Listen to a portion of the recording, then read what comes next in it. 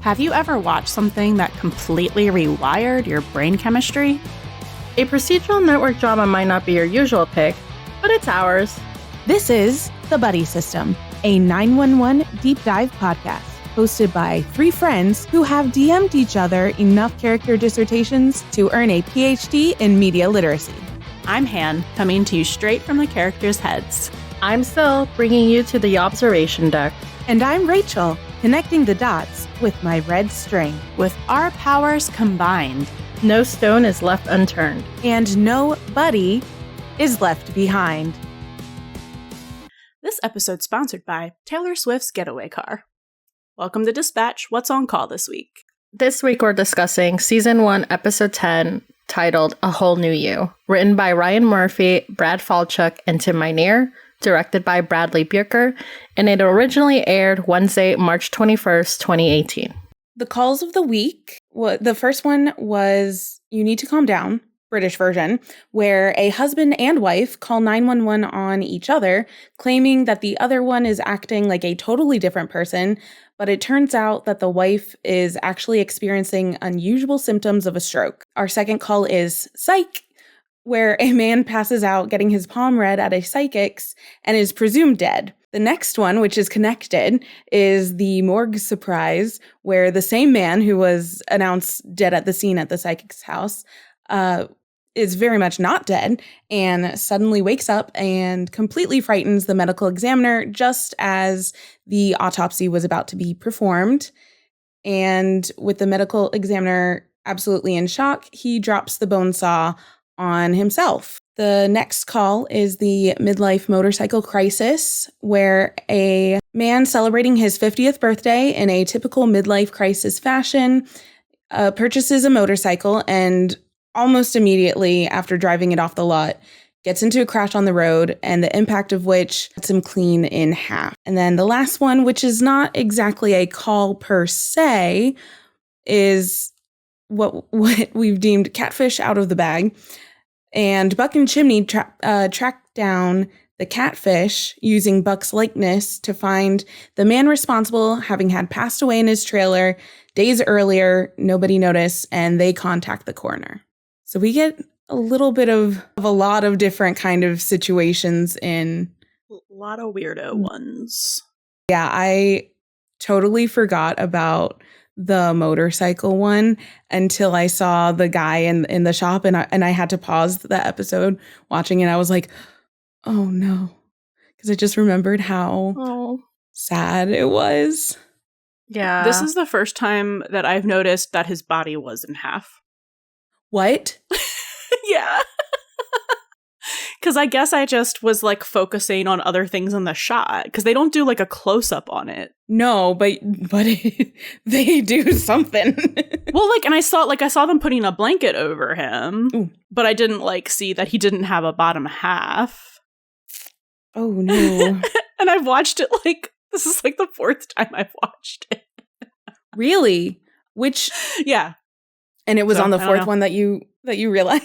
Mm-hmm. That was the one that I rewatched it tonight, and I was like, "Oh shit!" Oh man. Yeah, I was kind of watching it, and I was like, I mean, obviously, this show isn't like the most, true to life sort of thing, and these kind of like medical situations and accidents and everything like that. It's all dramatized, right? But I was just like, just trying to figure out, but I didn't want to think about it too hard. I was just like, how in the world would that have happened? And I don't really want to know. I don't know. It's not I watched 20 years of Grey's Anatomy, so like it's not the weirdest thing. Not the weirdest like medically thing, no. That I have like been able to just suspend my disbelief on. But it's kind of so I don't know. They say medical jargon and they're like, oh, he's wearing his helmet and that protected his central nervous system, but blah blah blah blah. But he's slowly. It was like he's bleeding out. That's why he was dying. Obviously. Well, he was. His body was in half. So I was like, that sounds right. Do you guys know who you are? Who are you? No, really, who are you? What? Do you know who you are? Oh, Jesus. We could just roll right into themes. It's nice that we're finally here at the season 1 finale. Finally. Yeah, I was so sad to see this go, We've just been saying all season long how badly we want to stay here forever. Listen, I don't mind No. season 1. No. Well, But I don't mind it. I'm good. I'm good for a long time. I get that. I feel like it's been good introductions into the characters, and I'm sure we'll talk about this with the season 1 reflection or wrap up that we'll do next. Yeah. But I liked the arcs, but I like how in the upcoming seasons we get even deeper and we know these characters even better. And but pretty good outing for a first season. So I'm just glad that it was 10 episodes and I don't have to suffer any longer. Do you imagine if it was 18? Shut up. I don't want to think about that world, that alternate universe. that would be, I don't know. I think that would be kind of interesting to think about. No. Mm-mm. This will be my personal We're not thought branching. experiment. We are not branching this timeline, okay? This is the sacred timeline. We stay in the sacred timeline. No, that's totally fair. I will use my own time to think about that as a thought experiment. That's all. You can do that in your own head. Still can't stop you. Nope. Sure can't. She's like, watch me. I'm a witch.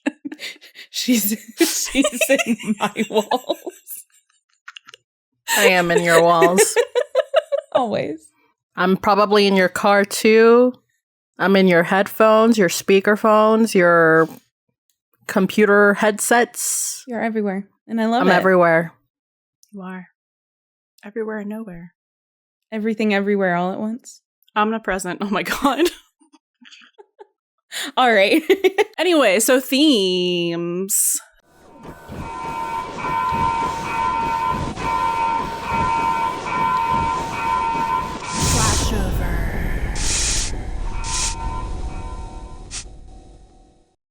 So like a very obvious one that I picked up on was identity, and that kind of shows itself in a lot of different ways.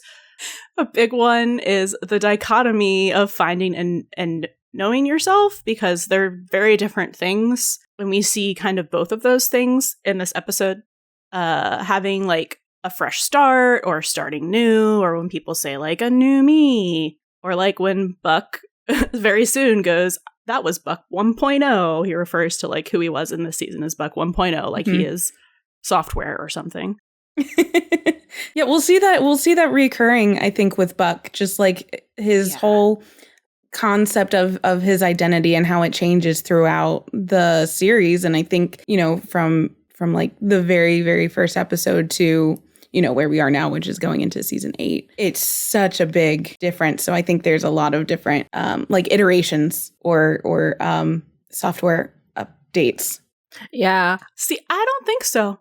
Or for what he thinks of himself. What he thinks of, yeah. Oh, I could have a whole episode on how he sees himself versus like who he actually is. Yeah.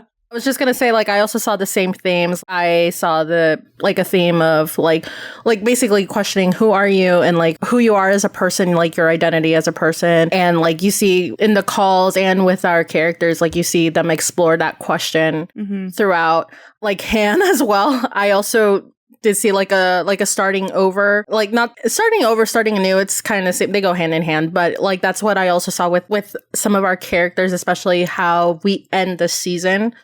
They all seem to be going into they are going into the next chapter of their lives, basically, and a new season. So yeah, it's kind of fitting for the whole theme of identity, like just like, you know, really large concept to be in the season finale, because then you're able to really reflect on these characters' identities that we've seen so far, but also kind of like use that where they're kind of understanding their identity in maybe new ways and use that to bring them into a new season. I think that's a very smart storytelling method, tactic, however you want to say that makes sense. It's you're closing a chapter and then you're opening a new one.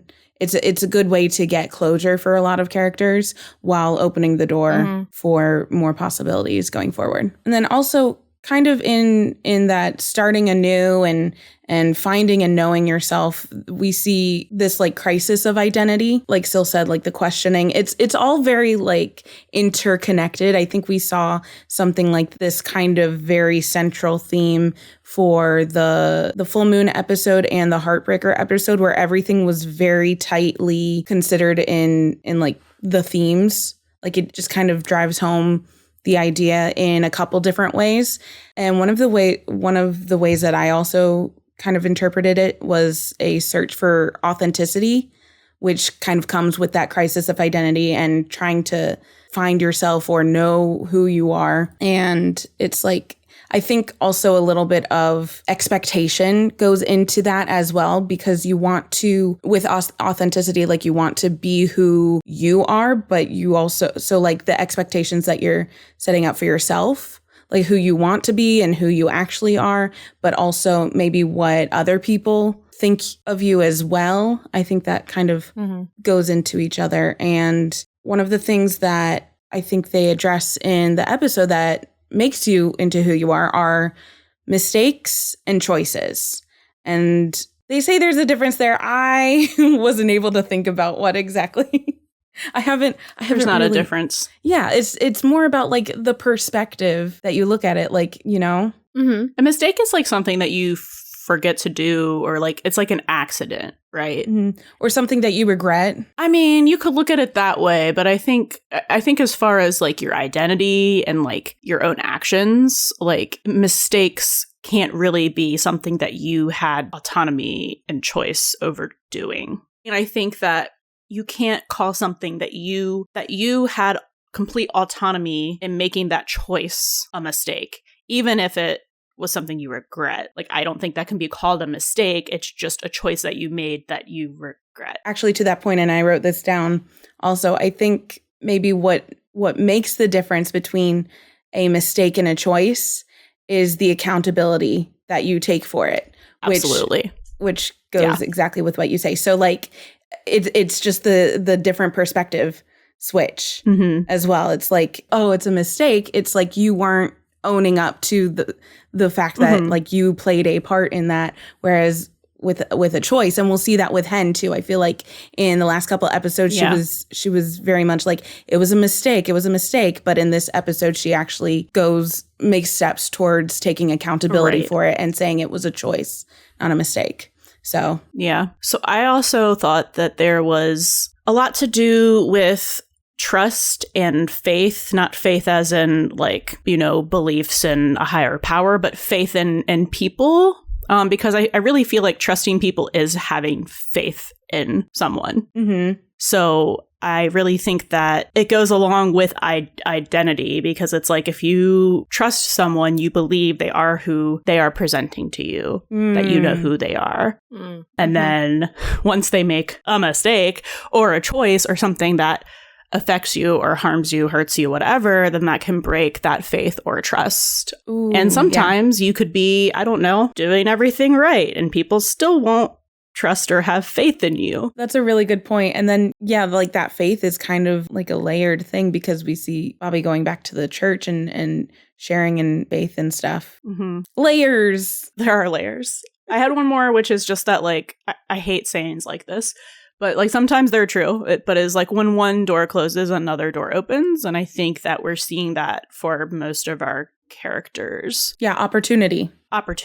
Yeah. But yeah, I really think that everyone, all the characters, like even Chimney, who we don't get to see a lot of this season or this episode, that kind of wraps up everyone. Yeah. Everyone's kind of in a transitional space. That's the perfect way to put that. You know, whenever there's a lot of change happening, it is very much kind of one of those, one door closes and another door opens. It's just a matter of like, if that door is right in front of you, if you had to go like hunting for it and like break it down.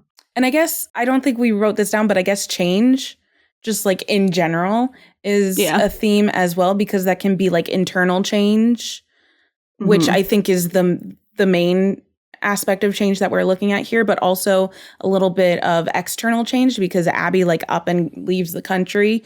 So like a change of environment, change of pace, that kind of stuff as well. And how how you adapt to that kind of change, whether it's external, internal, anything like that. The final monologue that Abby has at the end of the episode really speaks to like the adaptability and the kind of like fluidity of change in a person. Like I think they said, or I think it says in something about a lot of wigs.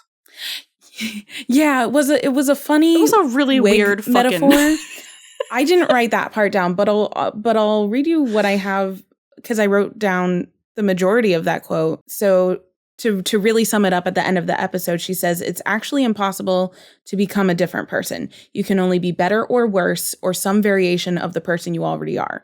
So that would be like the choices that you make, the experiences that you have. And then she goes on to say, "But we're all pliable, constantly adjusting to our circumstances. And the only reward you get at the end of trying not to be who you were or witnessing someone else change into a person you barely recognize is finally being able to sit down in front of another human being wearing every one of those 1,000 wigs, which just like different identities, different facets of a self, and trying again." So yeah, it sums it up pretty well in like kind of an interesting metaphor with all of those wigs. I don't know that I agree with that, but that can be another conversation. That's the thesis that the show is putting forward. And I mean, I think it was... But people are always changing. Yeah. Mm-hmm. It's just... I think what they're trying to say is you can't just go, I want to change who I am as a person and change. What? Wait, repeat that? What they're trying to say, I think, because that's the only way I can make my brain make sense of it, is that you can't just sit down one day and go, I want to change who I am completely and have that be a thing. Yeah, they're saying you can't do that. Like, that's not possible. Okay. Maybe I don't understand the quote then. Oh, sorry. The very first sentence was... Yeah, okay, because what it sounded like was just like, it's impossible to change who you are. And I'm like, but it is possible. No, it was like, you can't become a completely different person. Okay. You'll just become a different version of yourself. You're always going to be you, but you may be like, you know, slightly more this, slightly more that, depending on what choices you make. Okay. And what efforts you put into leaning like certain ways or anything like that. So it's impossible to become a completely different person. You're always going to be you at your core, but you can be better or worse or a different version of yourself. Okay. But always you. So like, I can't be Han. I can try to emulate Han because like she's great.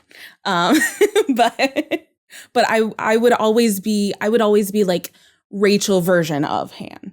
If that makes sense. Gotcha. Okay. So yep. Yeah. So you and Show are saying same thing. Okay. Yeah, which that's one of those nature versus nurture things as well. If we want to bring like science and psychology into it too, like I almost put that as a theme, but I was like, that's kind of stretching it. I mean, maybe, but like it's true. It plays a part in it because you may be born with certain traits to make your personality something, but like also it depends on the environment you live in, and that will mold it into something else from like the foundation of what you already had. So either way, you had like this base layer and everything else is just added onto it. And it's like, yeah, I love nature versus nurture. Endless argument. The answer is both. Both. It's always both.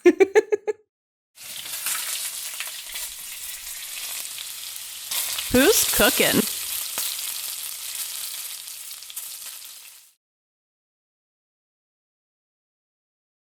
So Hen. Oh, yes. What is this, part 5 of the Cheater arc? It's gone on for a while. Hen is having some sort of fucking existential crisis about like who she is. I know. And someone else needs to explain this to me because I don't think I've ever made a choice like this where I go, that just wasn't me. Is this who I really am? Like, I have never made a choice like that sent me into a tailspin being like, maybe that's who I really am. Maybe I am a terrible person. Maybe I do these things. Like, I don't know. Yeah. It's weird. It's just, I mean, I have never had the opportunity to be like if I did something wrong or something. Like, I've never gone into like that kind of tailspin where I'm like, oh my God, this is who I am. Like, someone could gaslight me. Sure. She's gaslighting herself. But at the end of the day, she's gaslighting herself. I think she did it twice.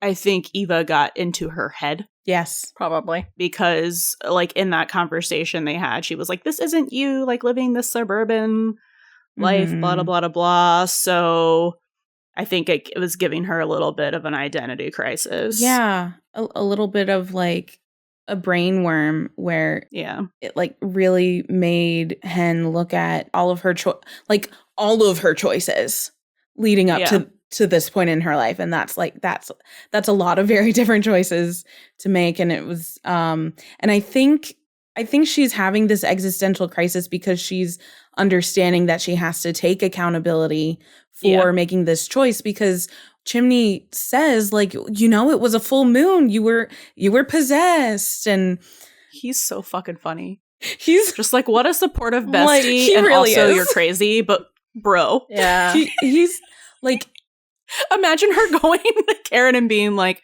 it was the full moon. What was I supposed to do? Which, like, don't blame me. I think she knew even back in the full moon episode that, like, this was a stupid excuse, because that's what it is. Absolutely. But to have Chimney be just like, just girl. so... It was the full moon, girl. It wasn't you. So supportive. You were possessed. Sometimes it just happens. You can't control it. Unconditional love and support that you want from your best friend. Yes, your bestie. That's Chimney. Chimney gives unconditional love and support to Hen, to Bobby. Not so much Buck right now, but, like, but, like, Chimney really is that best friend. He's really funny. I also just thought it was funny that they were, like, having this conversation while they were, like, treating a patient, and the patient tried to chime in, and she was like, mind your business. And I was like, you guys are literally next to her including ears, her in your business. having this conversation, and she's a psychic. Like, of course she's going to be interested in your weird-ass identity crisis. So even as Chimney, reminds Hen and all of us that it was the full moon and people do things that you wouldn't really expect during a full moon, Hen shoots it down finally, and she says, like, no, that was me. Like, I did this, but why did she poses the question, like, why did I do this? And I think this goes with our conversation from last week, that she's a very internal and very, like, she does a lot of thinking inside first before she ever brings it to the forefront. So I think she'd been, like, ruminating on this for a while to even bring it up to Chimney, and just trying to, just, like, this is her crisis of identity, because she wants to know why she made such a mistake, or she made such a choice to completely, like, put the life that she's worked so hard to build and the identity that she's worked so hard to build completely at risk. And I'm not sure she comes exactly to an answer, but she does make a conscious decision to do better. I think this is one of those situations where, like, obviously this isn't the reason, but I think it's one of those situations where, like, a call really made them go, oh, okay, I've come to a conclusion now on something I was trying to decide on. And she was like, oh, this man came back from the dead. That means that. Oh, yeah. And he gave that whole speech about, like, starting new or whatever. Yeah. You could see that she was, like, really taking that to heart. All right. He was the guy that was like, yeah, I die, but every single time I'm like a new person when I die. Is that right? Yeah, because of his like, narcolepsy.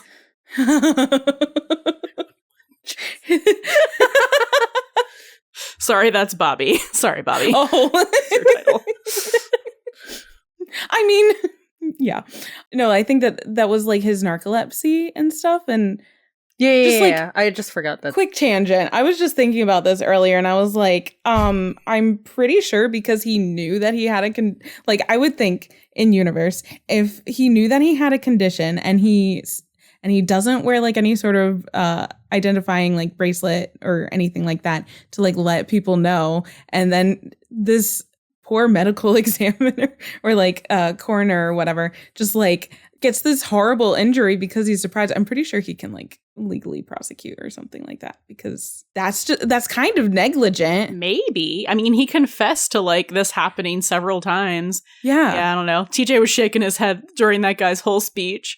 He was like, tell me this guy dies at the end, and that's the moral of the story. And I was like, no. Not this one. Not this one. No, but it is an interesting speech that he has, because it's like every time he wakes up a completely new person. Mm-hmm. But it seems like this person is kind of doing the same things or making the same kind of choices like time and time again. Are you a new person? So it's exactly. So it's like, are you really a new person, or are you just kind of like... It's just the adrenaline and like all the chemicals of like surviving, like, you know, a close call with death, basically. Yeah. Is what he likes. But does that a new identity make? No. Methinks not. But like from like a metaphorical standpoint, you know, this it makes sense. From a more practical, I might be a danger to myself and possibly others. It does. Oh, it makes sense as the metaphor that it was supposed to be for Hen to take that and apply it to her own situation. Yeah. It was like a sign for her. And then he also said this, like, this death becomes me. And it just was an interesting quote that I feel is not like super typically heard. So I wanted like different interpretations on that as well. Death becomes me? Mm-hmm. Isn't it like I am become death? Isn't that the same? I think it's kind of, I would think it's different. Is it like cheating death? Wait, he said that? Mm-hmm. But like the whole thing about becoming a new person, like now I'm just questioning, is he experiencing like a new life? Like what kind of range are we talking about here? I'm sure you have your memories, right? No, he's the same person. He just wakes up from his like paralytic sleep thing. This search result is disturbing, so I'm done. Oh God. Well, you should tell. I don't know if this is going to be in the episode, so you might as well. It basically was like, it means that like death looks good on you. Oh. So I was like, is this a necrophilia thing? Like, what does that mean? Oh, that's gross. I know I saw somewhere that like there was a poem written in like 1994. Maybe I'll try to find that a little later. But I was trying to find like the origin of that phrase, and I couldn't find it. So I'm like, I don't know if it's... Anyway, whatever this guy is going through, I really suggest he gets a medical ID, because I mean, I don't care. I do not care if you don't want people... I don't know. I don't even remember his excuse now. Yeah. Just, I don't care. Please get a medical ID before you actually die. It's like an extreme version of an adrenaline junkie. Yeah. Like a really extreme version, and not safe. Well, he did one good thing with his life, which was inspire Hen to like finally own up to her shit and try and go talk to Karen. Even though she like kind of ambushes her in the grocery store parking lot. But yeah. Which again, maybe not the best choice, because it's her reasoning was fair, but like, I don't know. But I don't know if she had tried to reach out to her beforehand and like set up like a meeting or something. Well, she said Karen wasn't taking her calls, and she didn't want to show up at Karen's parents' house and have a confrontation in front of her parents or Denny. Yeah, I guess that's like. But I think it goes. What the purpose of that was, having her show up there, like of all the random spots, was that Hen knows Karen very well, and she knows she does the grocery shopping on Fridays, and she knows what time and which grocery store and everything like that, which is the inverse of what it was with Hen and Eva, because Eva was like, you know me, like you know me, and she didn't really anymore, but Hen does know Karen, and Karen also knows Hen, like the identity that they've kind of grown into with each other as well. I was just going to say, because we were like questioning Hen's choices to go to the grocery store and confront her wife. I mean, it's kind of the same thing as another character who goes to a grocery store and confronts his whole team, you know? So, I mean, what I'm saying is, this is not the first character that does shit like this. Is what I'm saying. Okay, so it's not. So if Kitchen's our first, I mean, it technically is the first character to do it, or we will see it again. Yes. We're gonna see it again. It's not the last character that was. Okay, then it's like, I guess it's kind of like what is it, like brother, like sister, like brother. I don't know. Flip-flop them to the way it makes sense to you, because I can't. Yeah. Wait a second here. I just have no brain cells. Wait a second. You have brain cells because you're cooking She's the with older something. sister setting an example, and it's not always great. No, I mean, but this is the second time she's got she. There's an example being made. Mhm. This is like the first one that's kind of bad if he follows that kind of example, and then there's the second one where it's like the whole cheating thing. But anyway, go ahead, Rachel, please. No, to go off of yours, that is really interesting too, because if like the kitchen is for heart to hearts, just like thematically through the whole show, grocery stores are for confrontation, but both of those kind of go to each other because you have to go to the grocery store to get the supplies for cooking in the kitchen. God. So like you have to have the conflict, and then you have the resolution. So it's perfect. Cute. I don't know. So, there's something to that. It's a well, yeah, okay, fine. It's always a grocery store. I gotta say that I was not impressed with this interaction. I was not impressed with Hen's explanation. I was not impressed with it. And the fact that like it just gets resolved, like, and Karen comes home was just like, I don't know, it was too easy for me. I mean, it was kind of dragged out through the whole thing, and I think It's 3 episodes. okay, not that you know what I meant, but like it was No. Of course, like if you're just watching this fucking season for the first time ever, then yeah, you would think it's like 3 episodes. I guess like what I'm trying to say is it still continues on, like maybe the first half of season 2. Forget the length of it. I'm just talking about like narratively, it did not give me, the viewer, a good resolution to that story. Like, I'm happy they're together. I fucking hated the cheating storyline. Just like as someone who did the cheating and then was just like, that's not who I am. You know, I love you. Like, that was the explanation. Well, and then, no, Karen just comes home. I think it really stems on the fact that Hen took culpability and she took accountability for it. And even though she says that she wishes that she wasn't the person who did those things, it is, and she has to live with that fact. And she hates herself for putting Karen through all of that pain and putting herself through all of that pain. But what? I don't know. I'm just looking at it from the lens of if, like, that was done to me, which, like, first of all, like, I know it's fiction, but, like, wouldn't you want to know that, like, that person understood why they did it so that it wouldn't happen again? Instead of them just being like, that's not who I am. It's like, okay, but you did it. And you're saying that you wish that it wasn't you that did it, but it was you that did it. So why did you do it? And how are you going to make me trust you again that you won't do it again? I mean, I think Hen has all of those questions about herself, and I'm sure Karen does too. I don't know. I'm just saying, like, I don't. That's why I said earlier, I don't think Hen comes to a full like answer to the why she did it. But I feel like Karen. Oh, I know. I'm just saying the conclusion of like how fast that happened, of like what her explanation was and how she didn't have an answer yet, which is fine, whatever. But like then be like, I'm going to go to therapy or I'm going to do something. And it's the fact that happened. And Karen's like, you really hurt me. And that's the most that we see of like them working it out. And then Karen's home with Denny. Like, to me, that just, I don't know. It was not set. Like, if you're going to give me a cheating storyline, you need to, like, make it fucking worth it. Make people grovel. Yes. Yeah. In all honesty, I think they had to kind of, like, speed it up a little bit so they could get to that point of closure for the beginning of that next season. Mm-hmm. But on the other hand, I also kind of wonder why they wouldn't leave it kind of, like, more open-ended. Yeah. Because that could or them potentially talking, them having coffee. You know what I mean? Like them working toward getting back together. It just doesn't feel earned. I hate when things don't feel earned, like narratively. That's all. I understand that, but I think... Is it the worst thing ever? No. I just feel like for this show, like most of their stuff is so good. So when something happens like this, that's just kind of like falls really flat. It really bothers me.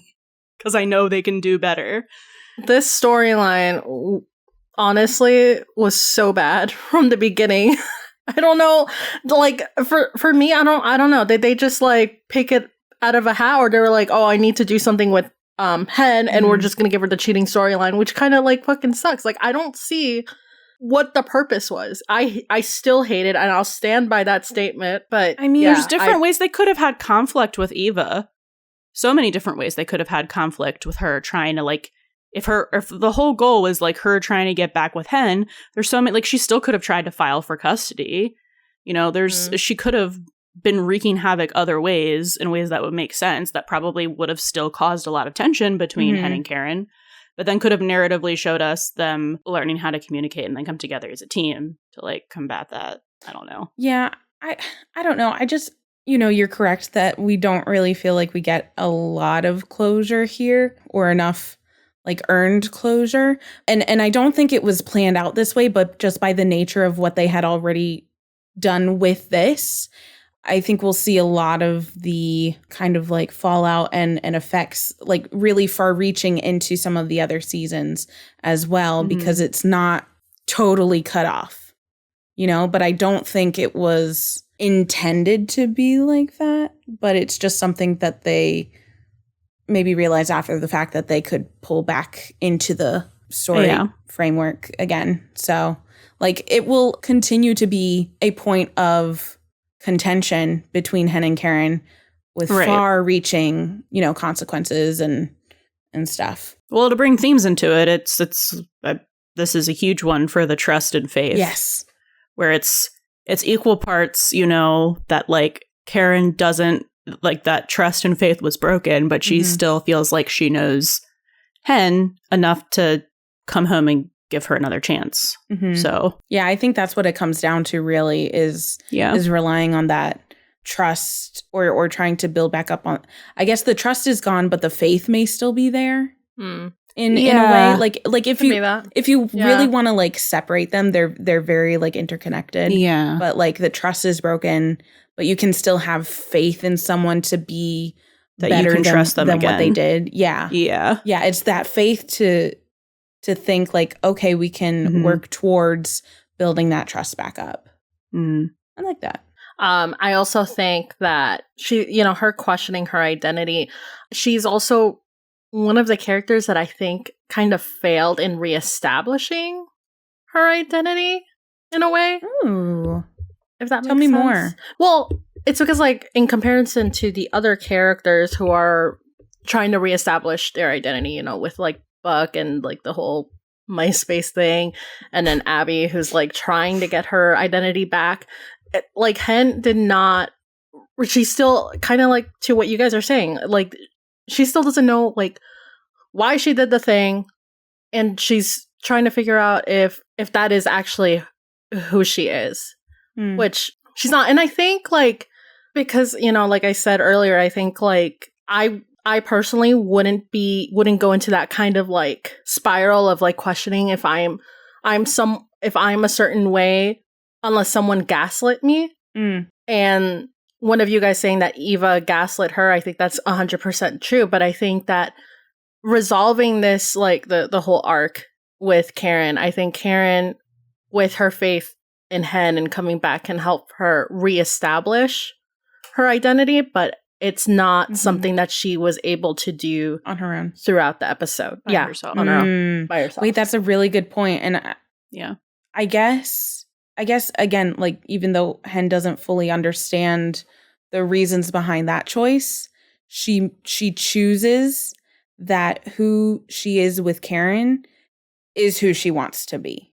And I think making that choice probably goes a long way for Karen to be like, okay, so good. Grasping at straws here. Not grasping. So. No. Well, it's not really straws. It's not. No, it's good observations. Yeah. I'm grabbing straws. But I think that sums it up for Henrietta. So many straws. Oh my god. I'm sorry. It's like you've gotten hold of the straws. It's a firm grasp, yeah. Firmly grasp it. But like you said, Han, that wraps it up for Miss Henrietta. Yeah. fix herself. We get a little bit of closure for Athena's arc as well. And I feel like they kind of set up like the ending a little bit. They kind of did a little bit of foreshadowing or laying the groundwork really for Athena and Bobby together, like with the first call at the I called it the domestic double dial. Domestic double dial. I think you called it. You need to calm down. You need to calm down because they say that in the call. Yeah. Yeah. But it was Bobby recognizing that Athena did a lot of the legwork to figuring out, or like not the legwork, but like the brain work to figure out what was wrong. And there was a lot of like mutual respect there, like kind of in a professional working sense, you know, which I think we've seen throughout the season when, you know, Bobby and Athena interacted. Athena was really brought into the whole sphere through Hen, but we kind of see like Bobby and Athena get closer together. So there's like a little nod at the beginning, but then what we really see for her closure is her helping the kids get ready to stay with Michael for, what was it, a weekend or a trip away or something like that. And how at peace she was. I mean, she was obviously a little anxious because she's a mom. Duh. Like, you're going to be a little anxious like when your kids are going somewhere. But she had that trust and faith in Michael that everything would be okay because they've been able to build that back up. And in contrast with what we saw a couple episodes ago, Athena and Michael were still playing house and playing like with this facade, and she like pulled herself like away from him as soon as the kids were gone. Like she's come a long way in the acceptance of this situation. So I think she's made like these choices to kind of be like, okay, this is what's happening. I can choose to not be okay with it and break the family more and make the kids upset and everyone just like put in a bad situation, or can move forward. There's also a lot of like moving forward, which is inherent to like a season finale, moving into something else and closure and everything like that. And it's like, it's very graceful, I think. Yeah, I think this is a nice wrap up for her arc this season, especially because this episode is so focused around identity. And I think of all the characters, Athena is probably the most in touch with herself and who she is. Ooh, so that's a good point. Yeah. Yeah, like she really is always true to who she is. And she lets everybody know it. Yeah. And she has no qualms about it either. Like I think she, especially with this acceptance and the divorce, so like she and Michael have really let that facade down and they don't have to play nice for Harry and May anymore. I think that was the final step in her fully living and finding her authentic self again, because she was like 98% there. Yeah. She's very so for authentic. her, it was just kind of reclaiming that like romantic and physical attraction that she hasn't experienced in a long time. So it was very easy for her to like reconnect with that piece of her that, like, you know, a lot of people would argue is a big piece, but for her it was just like, what, like, it's hard, you know? And she just seems like really like at peace, and like she is on the road to like being able to be friends with Michael. And yeah, she just seems like she is in a really good place. Definitely the best place that she's been in all season. Yeah, I can't wait to see them explore that friendship further, or how amicable they are as a, you know, divorce couple. They really make so many strides, and I know season 1 was very kind of like toxic, and they're trying to figure out this new path for themselves. Michael's new identity, quite literally. Yeah. Right? Because this all stemmed from him wanting to live his authentic self and finding his true identity and everything like that, and just kind of like the domino effects of that. But they really work so diligently to make it a positive relationship for them going forward, which is like a really lovely thing to see depicted on screen, I think, because so like the choice for that animosity to remain there, even like under the surface for these characters would be such an easy thing to choose. And I think they've really reached like a point of kind of like self-actualization with that, you know? So it's really proud of her, proud of all of them. Yeah. Our little Grant family, like, and everybody was involved in that as well. So it wasn't, it was, they all got a say in it. Yeah. They all made that choice. Yeah. Collectively like as a family. Yeah. And I think that's an important part of that as well. For sure. So speaking of Athena, we can start getting into Bobby. Bobby? Mr. Casanova? Oh my god. Oh, he's back in the game. Flan is the bomb, guys. I mean, to be honest, I make a mean flan. I bet it is the bomb. It is the bomb. Okay. So like Bobby has Flan is the bomb, Flan man. is the bomb, guys. God. Like, I don't know what you're talking about. It is. Bobby has made some choices to move forward and find a new him through online dating, which is always a good idea. Romancing the uniform. Another thing I noticed for the first time was that he said that his therapist recommended this. And I was like, bro, I didn't know you ever went to therapy. Oh, yeah. It was such a throwaway comment, his too. priest was his therapist. I thought his priest was his therapist. Maybe he just calls hot priest Ian his therapist. Maybe. Because he doesn't want to be like, my priest told me I should make a dating profile. Actually, that makes more sense. That might make more sense. I wonder if his therapist is Frank. Listen, unless otherwise stated, I assume everyone's therapist is Frank except for Hen. Because I read, I don't know, a tweet one time that was like, Frank is friends with Karen and he took her cheating personally, so he won't take Hen as a patient.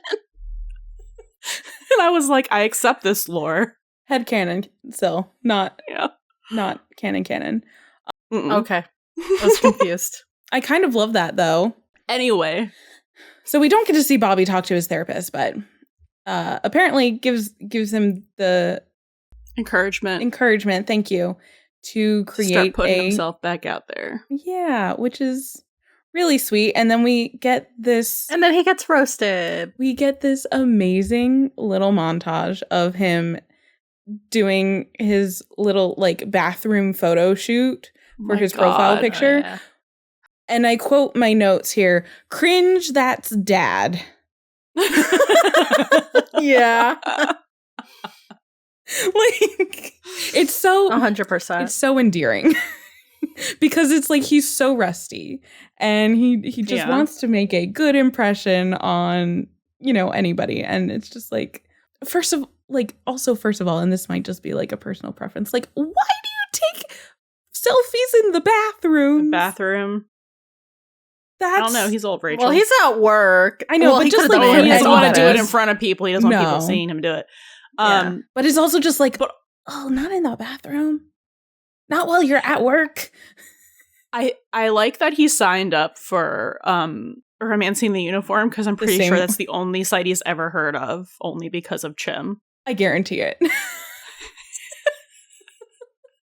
But I also kind of think that like he liked that idea because he wanted someone to understand his job, which will kind of like that'll come to fruition later on.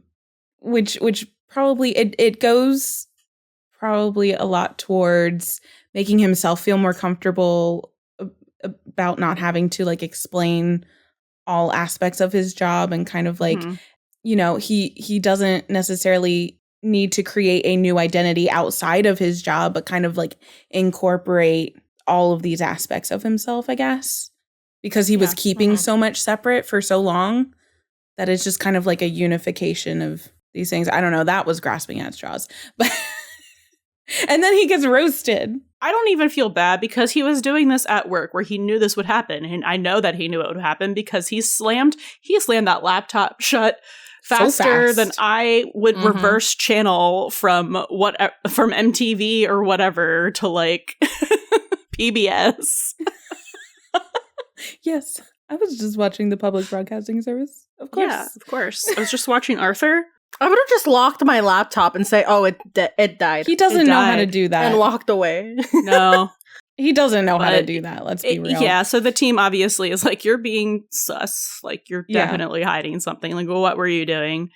And then Chimney's like, oh my god, it's my website where I met Tatiana. And I'm like, why are you saying that like you're bragging? Because he's the trendsetter. But I also loved that, like, as much as Bobby was trying to kind of like keep this on the down low, when I mean, he was being very obvious about it, first of all, which duh. But when they asked, you know, wait, what are you hiding from us? He tells them, and that goes more towards like his efforts for transparency and how much like he's been letting them in, and he's not keeping more secrets from them. And I thought that was really sweet, even though he knew it was going to be like super embarrassing. It's the most awkward, funny, a little bit more uncomfortable, but also comfortable in his skin that I've seen him. Yeah, you know, with all the rest of the members of the 118. Their dynamic, like, I want to save this kind of stuff for like the season 1 wrap, but like, you know, the contrasting dynamic between like the first episode to what it is now, like, you know, we didn't get to see like all these funny haha moments prior. I mean, we do see him like give advice and all that stuff, all the dating advice to like Buck, which we don't want to get into. We're not getting into that.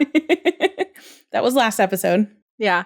And now it's like how the tables have turned. It really is the tables have turned, because later on when he's getting ready for his date with Athena, and we don't know it's Athena yet, but he's in the locker room and then Chimney comes in, and it really is like this little role reversal from like when Buck was getting ready for his date with Abby and Bobby was helping him fix his tie and everything. Chimney's like helping him lose his tie, really, which also actually, I guess that kind of shows like how maybe a little off base that Bobby was in the first place, because, you know, Chimney's like, lose the tie, you look like a lawyer, like unbutton things, like be a little looser, be a little like, you know, the game is different. Be the Casanova that you're supposed to be. Yeah. Sorry, Dad. That was funny. But yeah, it wasn't exactly the same, because Buck and Bobby's relationship is a little more like father-son, whereas Bobby and Chimney is more, you know, like peer level a little bit. And like Chimney just keeps it real with him and kind of shows him how to, he's not changing his like outfit or anything like that. He's just improving it and making it a little better so that Bobby is still himself. He's loosening up, like he's opening up. Yeah, it's a very physical, like the opening of the button of the shirt is like him opening up. He opens up a little bit, and then Chim's like, no, you need to. Like more. Yes. Like, which, it's not too much? No. Fashionista Chimney, yes. But it's also... Teach him how to do a French tuck next. I've just got the Pussycat Dolls playing in my head now. Listen up. Bobby buttons edit when. Wait, and use the scene where he and Athena are role playing. Oh yeah. Yeah. Okay. Who's gonna make this for us? Anyways, so who's gonna make it for us? Like there aren't two 3 now video editors here. I don't know how to do that stuff yet, but you guys, I think that would be really cool. I need time That and too. not be in pain. I've also got a list of Buddy related things. Maybe I When I will do learn have how time. to Me video too. edit like that. You already know the fundamentals. It will not be hard for you. Yeah. Cool. Anyways, so that opening up of the buttons and everything, it's kind of like opening up to new possibilities, new opportunities, like we see, like a brand new world and everything. And I think kind of like how yeah. We will always end up here. It's always going to come back to this metaphor. Aladdin. I love that I No, did that Disney's going to sue us. We had less than like 30 seconds of singing. I think we're fine. It's true. So I guess technically they own the IP of what? ABC. they own 911 now. It's fine. They own 911, though.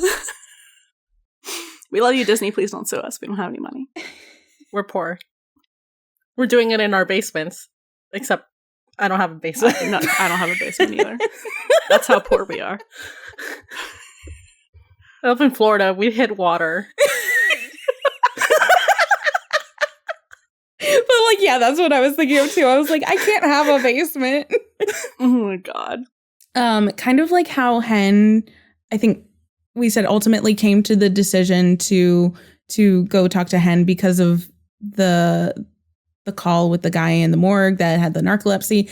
I think what helps Bobby make like solidify some of these choices that he's making is when they're at the motorcycle call, and it's like this is like the real emotional like pull of the episode, because Bobby's just like full on triggered. I mean it's emotional for everybody, but like specifically for him to it's kind of, it's similar but like kind of different. It's like he's seeing from a different perspective how one mistake or one choice can quickly change things. So like the choice that the dad wanted to get the motorcycle and then ended up in this terrible crash and is now being taken away from his son is kind of like a different perspective from what Bobby experienced with, you know, his family being taken away from him because of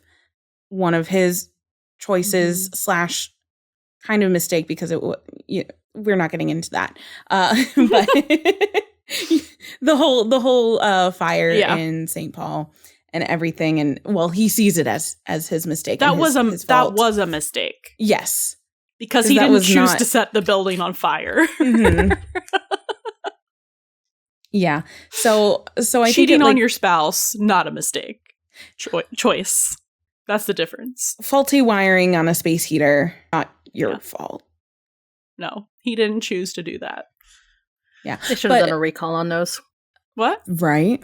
Recall on those. Oh, yeah.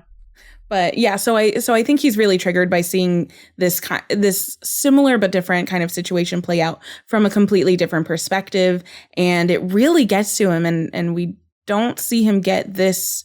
We've seen him get kind of angry in certain situations, but never fully emotional like this. And he just kind of like has to, remove himself. And Athena clocks this and goes to check if he's okay, and they kind of have this moment of like bonding, but it's not really based on the emergency necessarily. It's based on how how they have to deal with this kind of stuff all the time, and being able to like lean on people when they need it, which is kind of like from the last episode, like that support system sort of theme that we saw. Athena, when she's having this talk with Bobby, and he's like apologizing for not being professional, and she's like, it happens to everyone. Like this is basically like we work really hard jobs, and there's no way that we can like be, professionally stoic 100% of the time. It's just not possible. And then she talks about how when she gets home, she's a completely different person. And I thought that was really interesting because it kind of called back to episode 2 when she's talking about like the uniforms and how like when you get home, you take off the uniform so that there's separation between you and your job and everything that happened on the job that day. So I felt like it was really calling back to that and really tied in with that idea where it's not that she is a completely different, personality, that she's a different person. It's just that this very strong put together facade that she has to keep for work professionally is not how she is at home. Which we see because we see how vulnerable she is at home. And like we were saying earlier when talking about Athena, is she is very much her authentic self. And sometimes she brings her personal into the professional a little bit. I think what she says is true. Like when she goes home, she really is home Athena, mom Athena, and everything like that, because she can't be that on the job. Well, no, she can't be like vulnerable on the job because she has she has to maintain a level of it's okay to be empathetic, but you have to keep distance between yourself and, patients or anyone that you're dealing with as a first responder. You have to keep a professional distance. You can't like get emotionally invested like there's someone in your life because, you're not going to last going through it that way. So Bobby has this really interesting method of romancing someone, which is inviting them to church. I mean, I don't think that like exactly romance is on his mind first and foremost. That's so funny because it's like, so how did you guys start dating? Well, first I invited her to go to church with me. No, first I had an emotional breakdown on a call, and then he's gonna leave that out of the story. It was really, really sweet. He was asked in an episode far, far and away from here, how he met Athena, and he was like, yeah, so I told her to come with me to church. While the other guy is having his like Catholic guilt meltdown or whatever. I guess maybe that's why. He's like, yeah, I'll tell him the story, it's fine. He'll probably ask Buck to church or something. Hopefully that was just on his wedding day though. Sorry. Oh my god, this is very random. I'm just going to say this and then we need to move on. Where is my fic? Where Eddie comes out and Bobby tries to set him up with his hot gay priest. And Buck loses his shit. He can't do that. He won't do that though. You can't do that. I don't think you can. Why? Priests don't date, right? Or there's some ex-priest. Maybe that's why we never see him. Okay, now that that might work. It's fiction. Make it work. Are the Catholic priests the one that can't get married? Maybe he moved from Catholicism to Episcopalianism. Oh, when he came out, and that's why we never see him again. But Bobby still keeps in contact with him. I'm writing this fic in my head. Okay, we need to move on. I mean, that Katy Perry firework ringtone, we know what you are. We know what you are, hot priest TM. Anyways. Moving on. So they have this really lovely, vulnerable moment of like, I don't know, like transparency, like I just said vulnerable, but there's this bonding moment that Bobby and Athena have over their faith, their religious faith, but also their life that they chose, like their choice to be a first responder, even though it's absolutely crazy, but nobody outside of the job can kind of understand. It only takes, it's like one of those very like, you have to be in it to understand it, which I think is also probably one of the reasons why he did go on to the Romancing the Uniform website.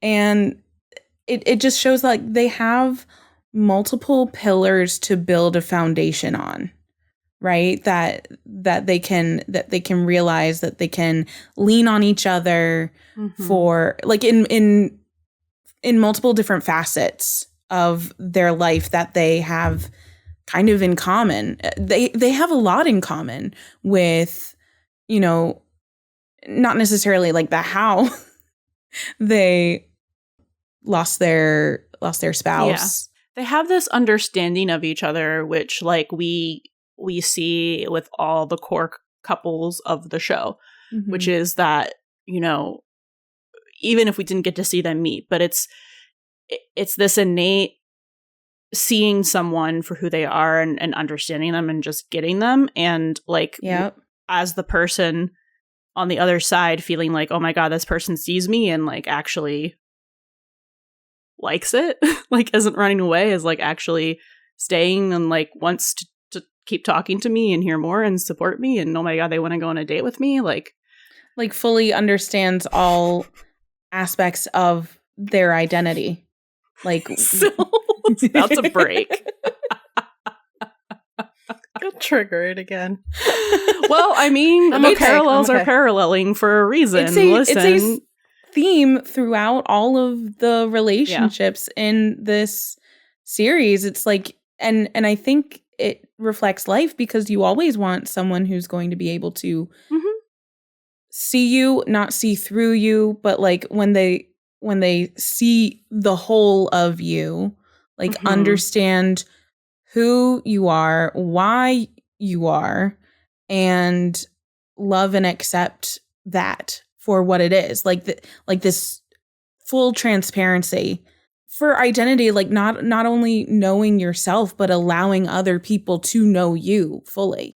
And I think that that's what we see beginning here with Bobby and Athena. I think it's really lovely. And it just seems like very mature. Like they have reached self-actualization. They know who they are. They feel authentic in themselves. Yeah. And from that, they can find even more growth with another person or together, which is really lovely. And I love mom and dad. I had a question. So when you guys were watching the show for the first time, did you guys see that coming though? Well, I watched it wrong, so. God damn it. So yes, you did. I'm trying. So yeah, one of the first things I saw was them kissing against a fire engine, which, like, actually now that I know them, is like super weird for both of them.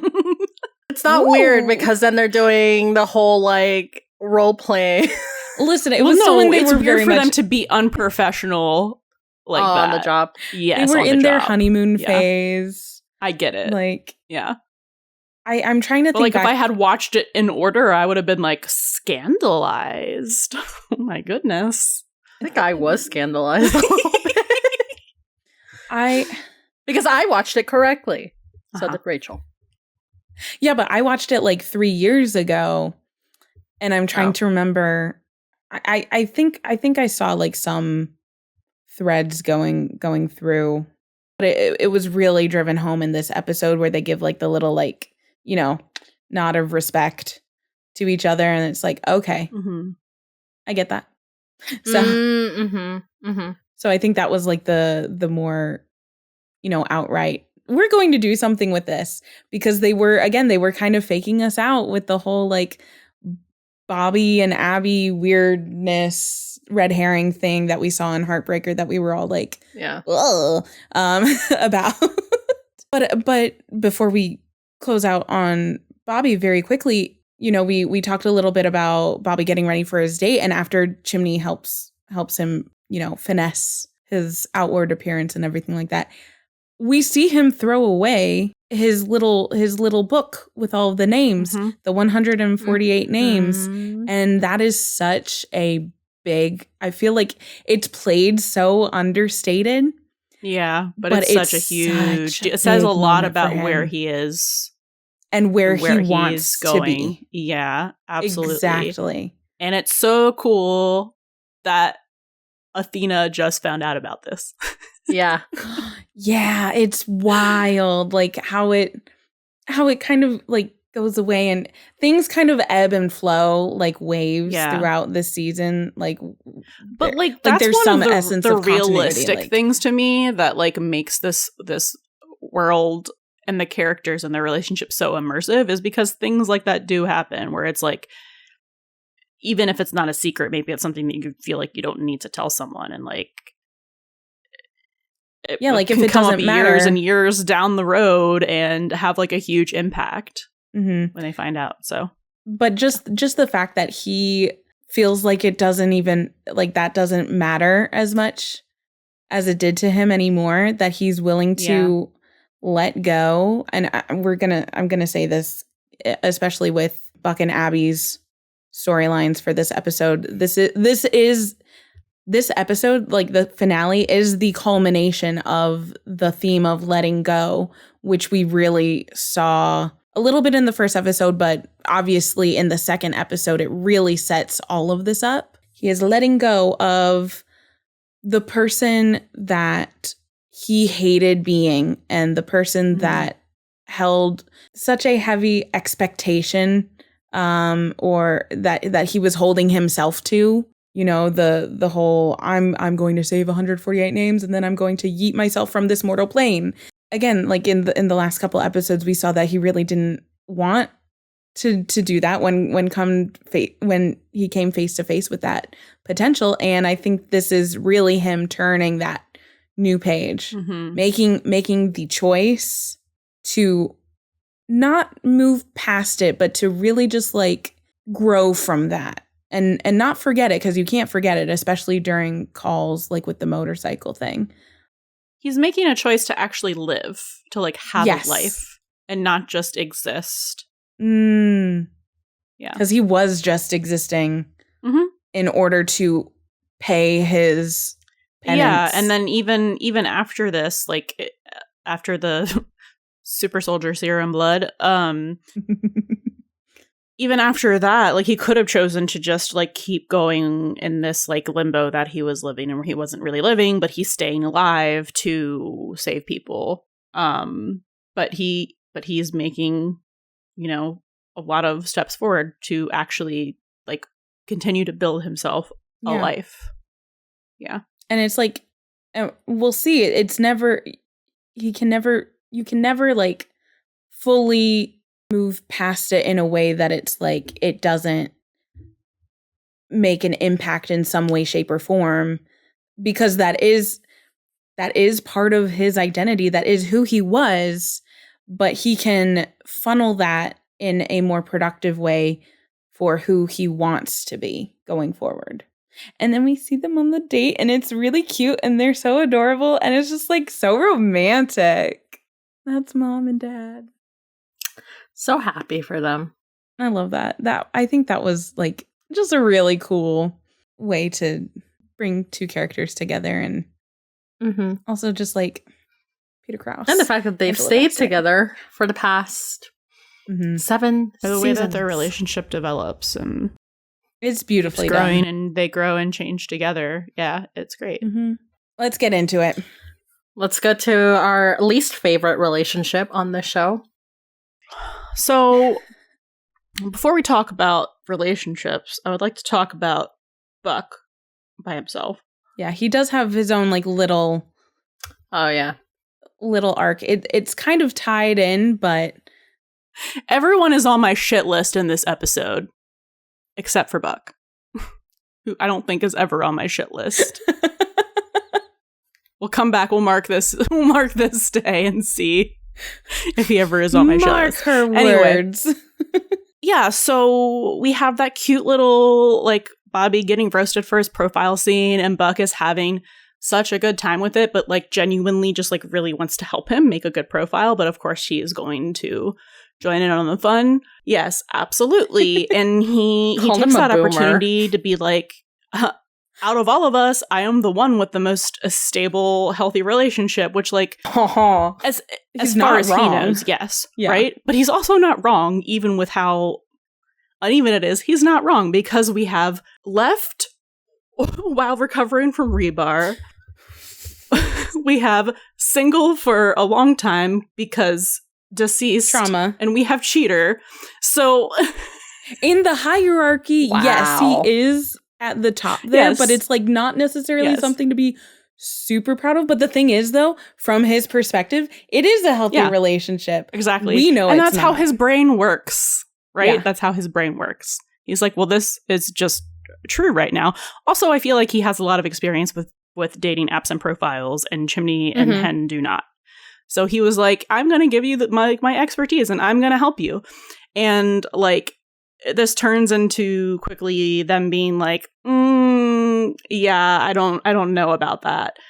And they're kind of like still joking, but then we get our first person showing up and accusing Buck of ghosting them. Mm-hmm. And he's very obviously confused. And he's not a good liar, first of all. So he's very obviously confused. He gets slapped this time. Yeah. Yeah. I think so. So a woman a stranger walks into the firehouse. Yeah, she gets slapped. And then he gets physically assaulted while on the clock. And then she leaves and no one fucking believes him.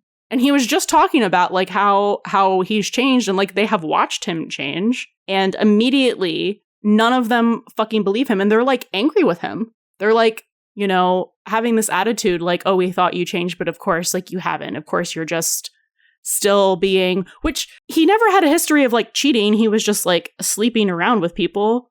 So not only is it like them assuming things of like a character assassination type of category because they don't know that he's ever cheated on someone, but they're also like slut shaming him for how he used to sleep around with people. Now, okay, they can be like, okay, the shit that you did on the job, not okay. But just the fact that he used to sleep around with people is not something that you should ever be judging your friends on. Like, there's literally nothing wrong with that.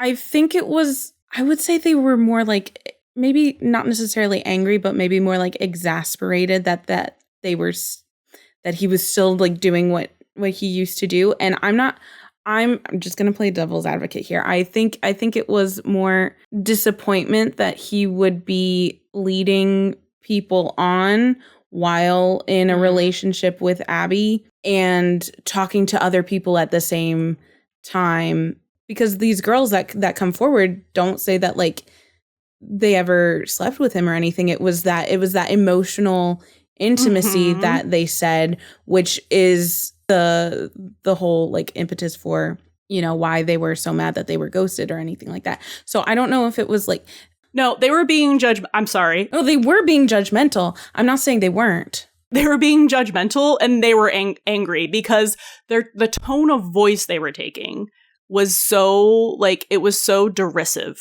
Like it was not like we're disappointed. Like, you know what I mean? Like not angry, just disappointed. Like it was not. Yeah, that's what I meant. That was not the tone of voice that they were taking with him at all. They were like, oh, you've changed. Yeah, sure. And they all, I mean, like there was a call, like right as that was happening. But they all were like, go back, look at their faces, listen to the tone of voice. Wasn't it primarily Hen who had some of those lines where No, she was like, all three of them. It was all of them. Okay, I know it was all of them, but to make a point, she's one to talk. That is a hot button for her. Yeah. Oh yeah. Look who's fucking talking. I know. which maybe she was like overly, like kind of overly defensive because she had done this to someone else. So she was like really frustrated and disappointed and, you know, all of that stuff that you just said, that Buck would do the same thing after just seeing what she'd done. And this is right after Buck says that, you know, he's in this relationship, he's in a healthy relationship, and he says, and he was like, he's proof that change people can change is possible. And yes, and what he says is he found real intimacy, which we'll get into later on. And I think we've mentioned in a previous episode, like that's not actually what he's found, but I mean, it's the most he's ever had, but the most for him, but is not like what it's supposed to be. But it is kind of ironic then that these girls are getting catfished through emotional intimacy which is kind of the thing that he is lacking in his relationship that he doesn't realize, but we realize it for him. Yeah. So, I mean, this whole thing brings up the themes of the trust and faith. And I don't think that they have a lot of faith in him. I think they trust him. Mm-hmm. I think they trust him, like, as a friend, as a coworker. But I don't think they have a lot of faith in him. And that makes me really sad and angry. Mm. And I just think that I feel like Buck has such a skewed vision of himself because of all these things we will learn about him, you know, his upbringing. But I feel like the 118 attribute to that, like unintentionally.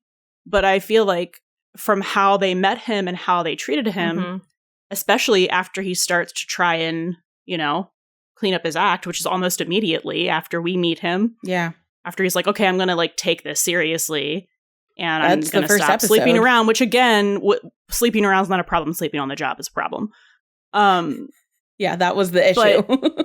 Yes. So it's like, but they never fully treat him like, and I know he's a probie, but like it's supposed to be a family. And they never treat him with the same amount of respect and faith that they treat the rest of each other with in this season, especially. So I just feel like it brings in that theme of like how you see yourself versus how other people see you. Yeah. And I feel like sometimes you can have a really clear view of yourself and feel really misunderstood and that other people aren't seeing you and understanding you. And I feel like that is partially what's happening here. But I also feel like how they view him affects how he views himself. And that ties into what we see in season 2 where he's like, I'm Buck 2.0. You know, because he feels like he has to change to get respect and faith from his family and coworkers. Maybe Hen, I'm going to tie this back into Hen. You know, maybe Hen had that tone as well because, again, she's going through that like identity crisis of like, oh, is this who I am? You know, kind of thing. And like change. That Hen is going through this whole identity crisis about like whether she is who she is. But like with Buck, it's kind of like he's saying that he's changed, and then like, you know, what happens at the firehouse happens, and it's kind of like, oh, so you're saying that you changed, but it looks like you didn't. So like maybe that another reason why she's gotten like a little bit that in her head disappointed in him. Like, yeah. I'm sure that played into it for sure. And it proves to her that who she is, like I guess she can't.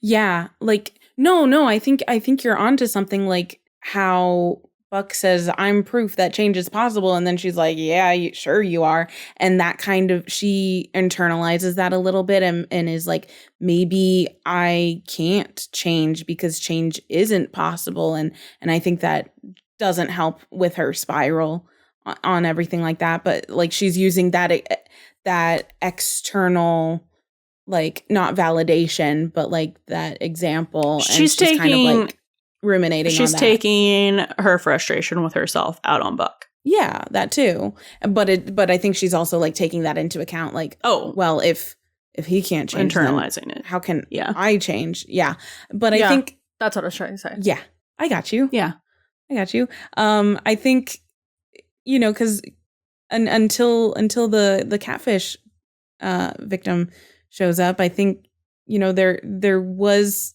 trust that was building there, and that broke that trust briefly, you know, and not to say that it was like fully established. I think they were working towards it, but I agree that I don't think they fully understand. How are you going to take the word of a perfect stranger over someone who's supposed to be your friend and family?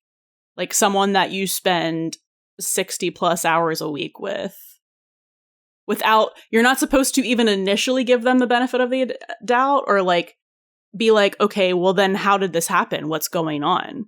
Which does happen later in the episode. There really but it's is just a the lack fact of that they're benefit of the so doubt. immediately like, oh, of course you fucking did this. That makes me want to commit violence. Like, it just makes me so angry. I know. I think it's them. It's kind of like that troublemaker, like little brother type of thing. And they're like, yeah, of course they did this. You know what I mean? I think it's because it's not out of the realm of possibility based on his history, based on their perception of him way back when. Mm-hmm. Yeah, I guess. But just like they're accusing Buck of kind of like falling back into that old kind of habit, I think they are guilty as well of falling back on their perception of who he is. And they're not fully seeing. I think we said this in one of the other episodes too, and I think it was you, Han, and I think it was saying, you were saying how the 118, or I think it was Bobby specifically, does it was when Is it the advice? it was when he was giving him the advice, and how Bobby doesn't really see Buck for who he is now, and it's just what he saw like at the beginning. And I think Buck has grown so much that they're not seeing their perception of his identity has not kept up with that. And there's that dichotomy, or that juxtaposition of where Buck actually is and where they think he is. So it's like, yeah, it's that conflict between his identity growth and how other people perceive as well. Yeah. So we see this happen again when Buck and Abby are at a cafe for lunch on a date, and it's basically the same thing, just emphasizing with another catfish victim, just emphasizing how someone's pretending to be him, and Abby has very much the same reaction that Hen, Chimney, and Bobby do, which is again just like really disappointing for us as the viewer to see it. Here's my thing with her specifically, not even the like, you should have trust and faith in the person that's like your significant other, but when the fuck would he have had time to do this? When he is working constantly, and then when he's not working, he's living at her house. People believe what they want to believe. Sure. Sometimes. I don't know, but just like the lack of benefit of the doubt that he's being given is super disappointing for me as a viewer to see that, because like we're privy to everything, so we know that he's made so much progress, and Abby says like she doesn't even know who Buck is, nonetheless like even know who she is, so she's already having like a crisis of identity within herself. So I think kind of like Hen, she is also projecting her issues and identity and feeling lost onto Buck unfairly. This is so unfair of everybody to put on him. And I think what is most frustrating about it is that, and I don't know if I said this, and I'll just very quickly, is that it's the fact of what he's being accused of doing. It's not, oh, he's sleeping around with people. It's like, it would be emotional cheating, which is really bad. I don't know. It just speaks to me that like they just don't fucking know him or understand him at all if they would think that he would do this. And I think that's why it upsets me so much. I mean, for me, I think it's because it's just season 1 and you don't have enough time. Like we already know who Buck is as a character. Yeah, I get it. So it's just astounding because of all the things that they've gone throughout seasons. Like, so this is kind of like where our perspective is a little bit skewed and more like we're gonna defend him a little bit, because I mean, if you were just watching this for the first time, you'd be like, oh yeah, the funny character, because Buck really is like that the hot looking character, the kid, the like kind of teenager kind of, you know, character, the youngin' who just gets into the youngin', the one that gets into trouble all the time, or like the one who just makes dumb choices. So like, I think as a viewer for the first time, you're gonna be like, oh, did he really? But he hasn't romantically made dumb choices since the first episode. Again, but as a viewer, even I think I had doubts at some point when I first watched it. But you didn't get that experience, so you can't see anything. I don't know. I'm just saying, in this regard, okay. I watched it for the first time recently, right? Like maybe a couple months ago, and I was kind of like, weird. Okay, but whatever. Everyone's going to have different interpretations from that. Yeah. So, again, we know who he is at the end of the day. So, not them in season 1 where they are right now, because they kind of suck right now. I think this also, I think this also kind of is a little feels a little shoehorned in here as well, because they needed an extra on a couple different levels. They needed another way to confront to have Buck confront his old identity versus where he is now, or like 1.0 versus like, I don't know, maybe this is like 1.5. He's not quite 2.0 yet, but being a season finale, so they need to bookend it that way. And also, just like a way to kind of rehash some of the stuff that we've seen early in the season, to like bringing up the first girl comes in and she says like, you're Buck, you're a firefighter, like from the roller coaster. So I think it's also kind of a way to like bring in some of the really early events and kind of, frame it, bookend it in that sort of way. And kind of like how the cheating storyline is like, did you really have to do that? I feel like this is the same kind of way. Like they could have probably gone about this in different storytelling routes, but it is a very like, it makes everybody try like face who Buck is now, who they think Buck is, and that kind of stuff. And also like when he and Chimney track down the guy who was actually catfishing him, he starts out really, really angry because his identity has been stolen. Right. And his face has been used, and for all it's so many things with his life and his relationships. And that's why he's angry. Yeah. But then it's interesting because he's so quickly, and I think this goes into his identity, his growth of character and identity, because he so quickly changes his tune. Like he actually develops a lot of compassion for this guy, because he realizes he's able to kind of take a step back, take himself out of it, take his ego out of it a little bit, or a little bit more than like we've seen previously, and understand that like this guy only did this because he hated himself and his identity so much that he had to assume someone else's. And it was just Buck that got the rough end of the stick because he was on TV. And like, I think the women also got the short end of the stick in this catfishing scenario. Yes. I mean, Buck wasn't the only victim. That's what I was saying. Obviously. I don't know. I think it shows a really good turnaround of like very different aspects of his character, which is like the very reactive part, the very much just like jump in, address the thing head on without thinking. And then you get to see his like very empathetic, how his empathy has developed past like his own ego. I think he's always had really good empathy for people on the show.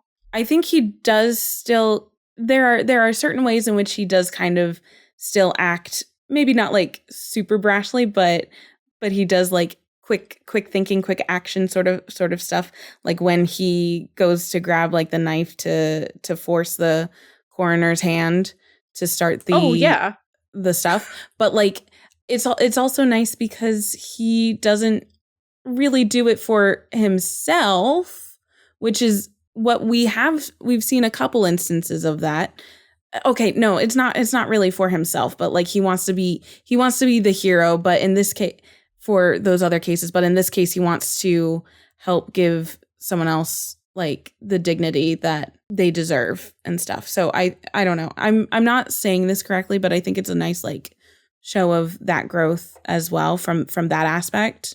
And like Chimney's able to witness that as well. And I think it can't be overlooked that for the third girl that comes forward, which we don't get to see on screen, but Chimney does like calm her down and try to have her explain everything. And that's how they even find this guy in the first place. So like, I think eventually there was kind of a benefit of the doubt situation, but it wasn't necessarily afforded to Buck in the way that it should have been. And they don't apologize to him. No. Well, they don't have a chance to in this episode. It's only 42 minutes. But well, Chimney could have then, and Abby could have. Abby was dealing with her own stuff. Everyone's always dealing with their own Chimney stuff. never apologizes or whatever. I think she kind of... She apologized without outright apologizing. Are we... Well, she was just like, I believe you. Yeah. That's all she says. Yeah, so I think it was really sweet before we get into Abby, like when Buck is like recapping this whole experience and everything, and he was just so insistent on having, like, needing her to know that that's not who he is and this is what actually happened, and just like trying to make sure that she understood that her perception of who he was not actually what he was portraying. And I mean, it's nice that they got on the same page of that, but they still haven't really been on the same page of kind of literally anything else. So with that, shall we head into Abby? Well, we open up the episode with a funeral. Abby is, oh god, that's not a good joke. Don't say it. So we open up with Abby finally. Wait, I'm kind of curious what that joke was. She's finally free. She said it. Well, I mean, it's not a joke. That's kind of true. She kind of said it herself in that last episode at the end too. It's a bad joke, though. It's okay. So I wouldn't say it's even a joke. It's just like it kind of is. Facts. I get it, but it's still sad. I don't like it.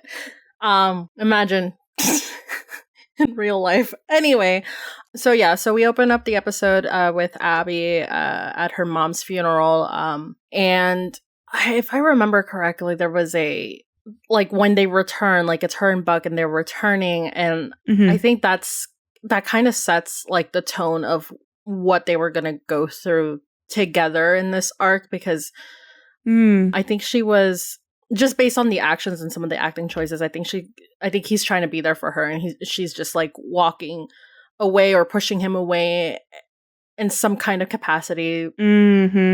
So I already had like this not this feeling because I already knew what happened, but like this kind of like, oh, okay, so they are setting the tone just non-verbally. Yeah. And it's really like, I don't know if you guys remember, it's kind of like the scene where she like throws the flowers away and she just like leaves him alone. She like walks into the dining room where her mom's bed was. Yeah. Which I guess kind of parallels to the last scene of this lovely episode. Yeah, because like, and we have to remember that this is coming right off the last episode where Buck was taking the advice that Bobby gave him and was really being in it with Abby. And so he's super supportive. Really super great there timing for on her. that advice too, Bobby. You really clinched it. And like on one hand, she's kind of like allowing herself to lean on him a little bit more, but it's more out of grief than it is for their relationship, I think. Absolutely. And she mentions like she realizes that if speaking of identity, she had kept saying that, you know, her mom's dementia was slowly like seeping her identity from her, like her mom's identity from her, like taking it away slowly and slowly.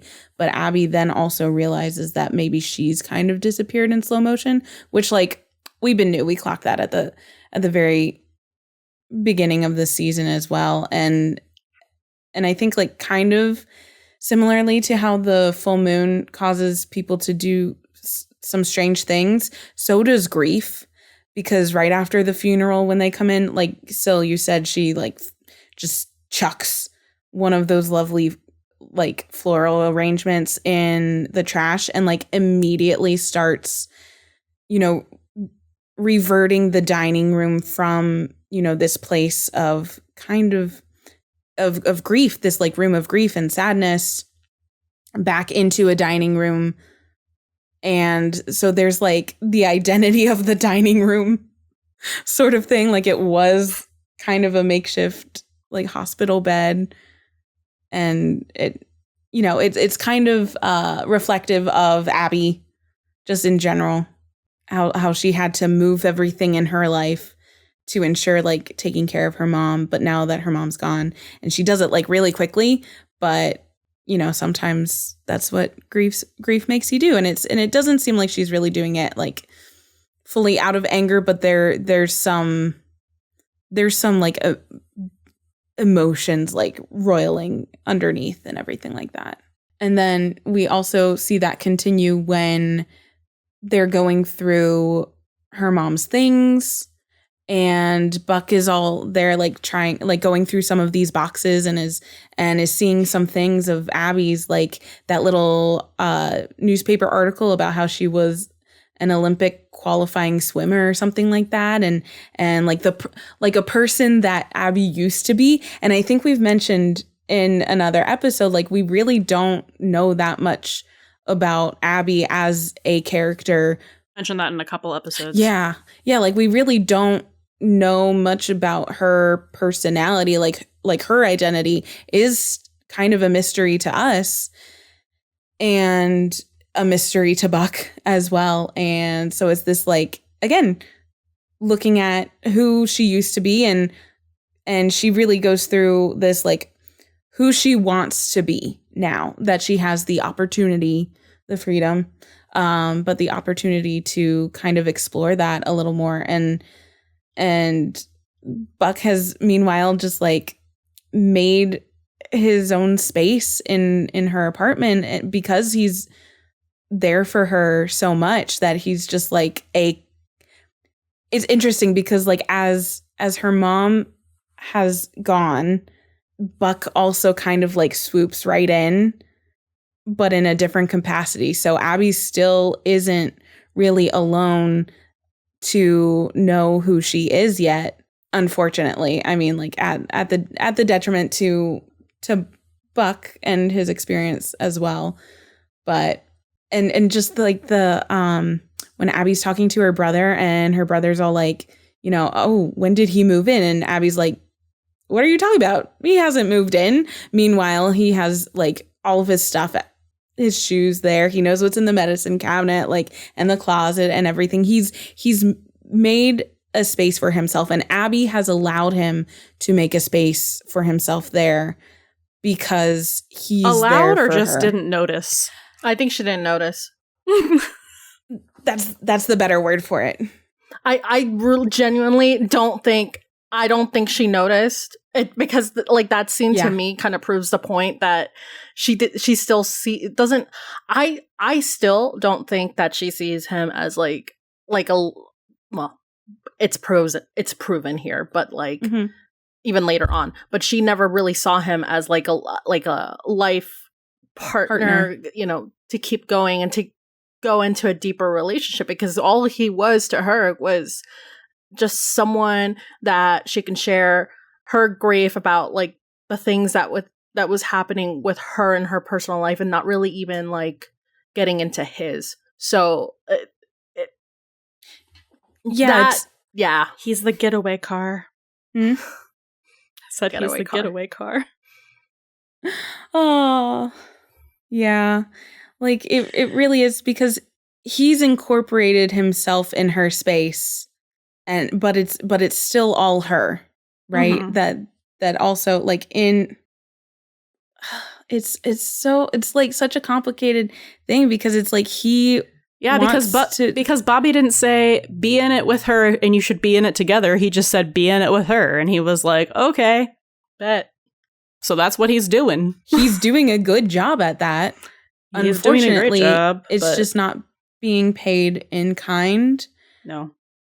And like, even when, which is like, at this point I would be like, she's grieving, like I will give her some leeway, but it's the fact that even before this she knew she didn't want a serious relationship with him. But it was that like with her, it's kind of I was gonna say not like a lack of choice, but like not choosing one way or another. Like, she's just kind of coasting. She's not making a choice, really, to kind of like take a moment and realize this is what's happening until she kind of has that. Oh, you mean like him living there, basically? No, I mean, like, she just kind of goes with it. Like, the relationship that she started? Okay, I'm not explaining this correctly. No, I'm just trying to understand, like, what part of this that we're talking about.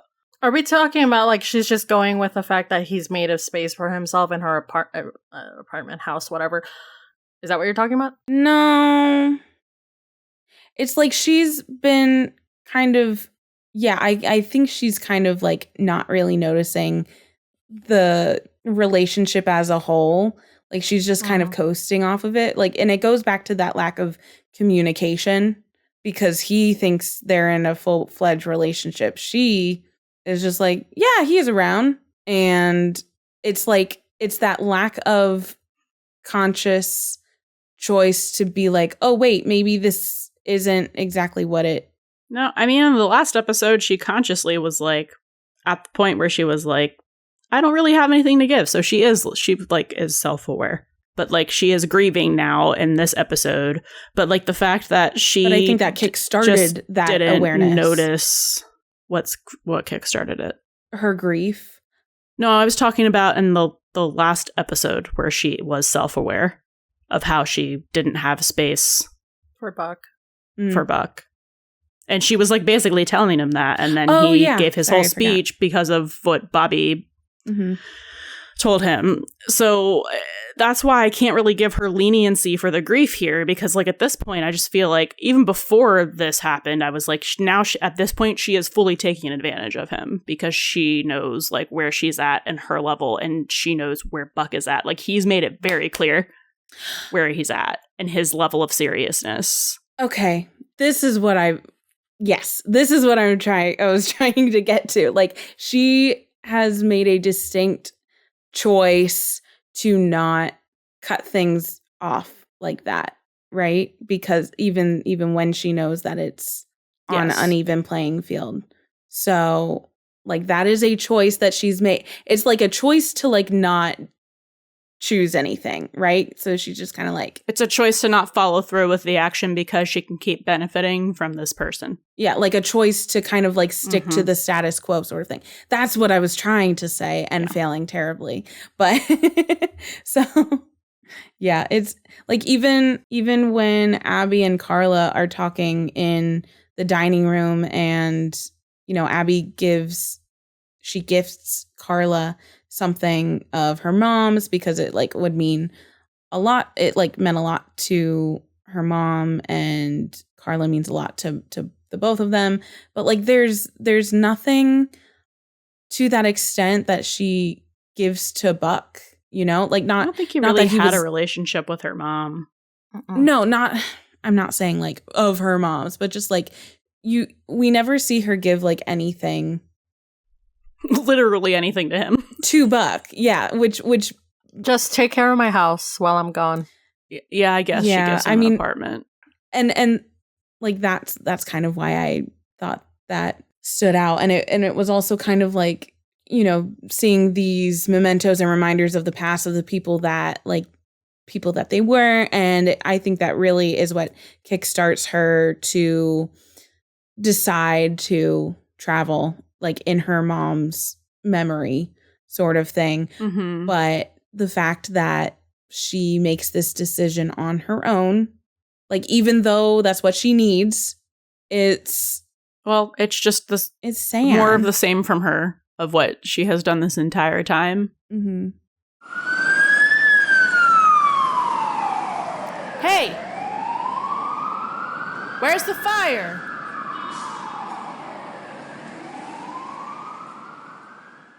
But it's, I don't know, it's just especially shitty to me that she, like, was already, after the end of the last episode, like, consciously taking advantage of him, in my opinion. But, like, to do that and just, like, fully lean on him, like, through your grief, it's messed up.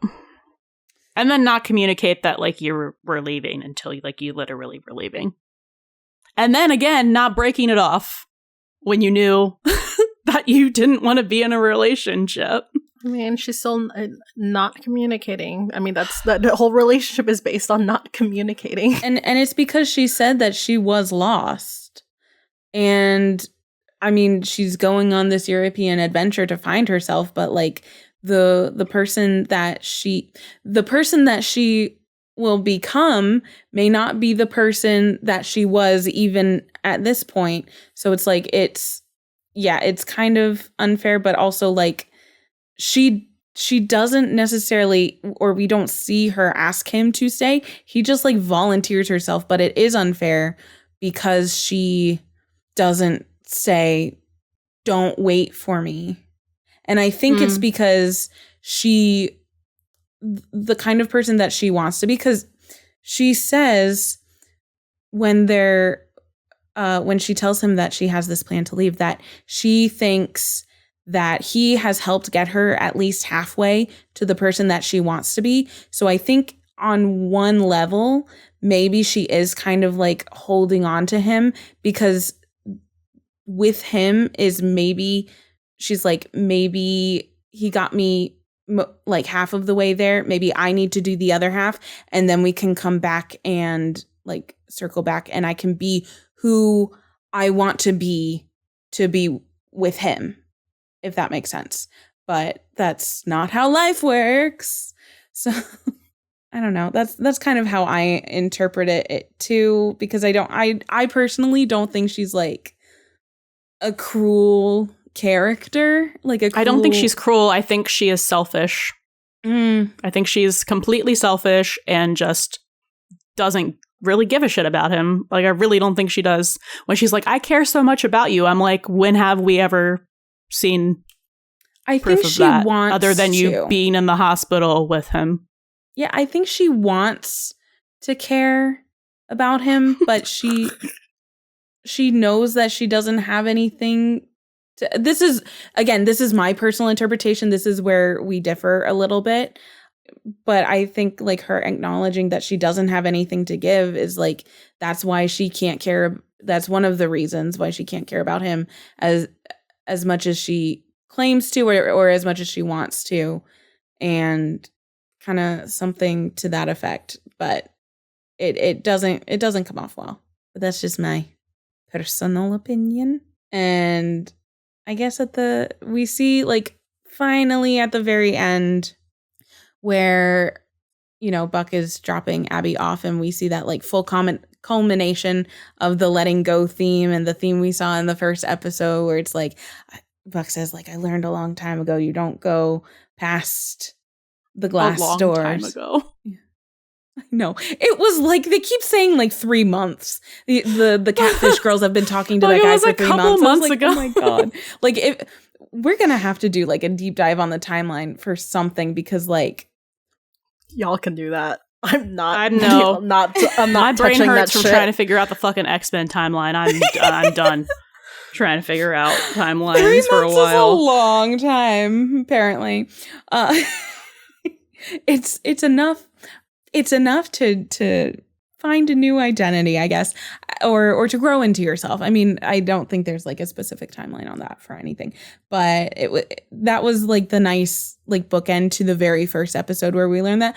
But, like, kind of to contradict, not fully contradict that, but, like, as much as he's not going past the glass doors, he is just staying and waiting beyond the glass doors, which I would say is just as not helpful. Still breaking the rules. Yeah. It's not breaking the rule. He's taking the rules literally. Like, it's harmful to, it's just as harmful to the self to sit and wait right there as it is. That's to, what, like, I mean, is he's breaking the whole point of the rule. Yeah. Yeah. And I kind of wonder, like, I really want to know what's going on in his head, because everything about, like, their whole conversation from the last episode to this episode, kind of like, buddy, he's gaslighting himself so hard. Get a little clue. Like, he's gaslighting himself so hard. Because he's like, I found the emotional intimacy. Like, I'm, and he's That's holding it. on to it for dear life because he's holding on too tight. He needs to let go. he's holding on to it for dear life because he's been looking for that intimacy for so long. And he also is like, I can't fucking handle someone leaving me again. Yeah. So, but she also, I don't know if she's just saying this to him or if she's trying to convince herself as well. Cause she's like, she says, I'll be back, but it won't be for a while. Or like, I don't know when I'll be back, but like the I'll be back is implied. So I think she's also kind of like fooling herself on that aspect as well. So like, it's just like on both sides here is just really not good for anyone involved because she's going to be out like living up her life and he's just going to be like waiting in stasis. And to bring back the quote that he says earlier when he's roasting Bobby's profile and he says like it's like you're frozen in ember, which is hilarious that he got that wrong because ember is like fiery stuff, but he means amber. And I think they also like made him say it incorrectly to further bring like more to emphasize that line a little more. So whereas he's saying Bobby's frozen in amber, Bobby's actually not. It's Buck that's frozen in amber. I'm almost like saying ember again. He's frozen in amber because he's just going to be in this stasis waiting for Abby to come around and that's not going to benefit anyone. I think I had like one more thing to say if I can remember it. Oh, I don't know. This was not it. But like she just says, I must be crazy for leaving you. And I just go, yeah. No, but also, please leave. But actually, yes. Good fucking riddance. Good. Ding dong, the witch is dead. Like, please leave. I'm so done. I'm so done. Don't look at me or my son ever again. Yeah, so Abby exits the season because she's lost and she wants to find herself again and she needs to eat, pray, love. And reestablish her identity. Yeah, because one of her older selves like just demanded so much of herself and she wants to get back to that again. The end. At Abby. Okay.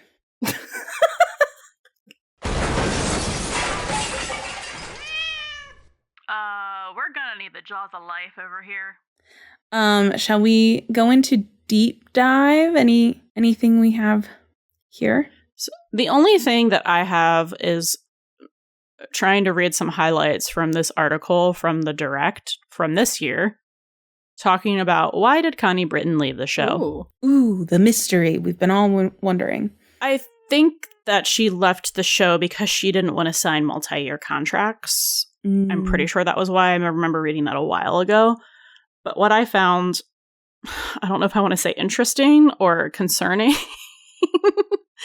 That jumped out at you. Something that jumped out at you. What jumped out at me, yeah. There's a lot of quotes from Tim Minear in here talking about bringing her back for that episode in season 3. And how he really wanted to like bring her back for that. So we can link that if people want to read it. And it's linked in the notes if you guys want to read it. But yeah. Okay. Yeah. So it says, although it needed to happen, bringing back Abby, the team was careful about when it would happen, not bringing Abby back in season 2 so that Buck could stop attributing any growth on his part in the last year to such a brief relationship with her. Ooh. And the full quote is, so it needed to happen, and we were very careful in season 2 to honor the character of Abby, even though we knew we couldn't have Connie back in season 2. So I felt Buck need to sit across from her and look at her and say what the hell happened. So for no other reason than that, I think it allows Buck to stop attributing any growth on his part in this last year to his, brief relationship with this one person. Now he can realize his train never came off the track. It just hasn't reached the end point yet. He's still traveling. Train metaphors. But so like Sorry, that was validation. A good part. Then there's this other part that was really weird to me, which I think it was just him talking. But he said, I think that if we had tried to do it, say, in season 4, that would have meant that Buck would have been in a kind of weird stasis for way too long. So I think we were right at the very point in that story where it was right, but it was about to turn and rot. And I was like, you could have done that earlier for me. Like, but they needed to close that book before season 4.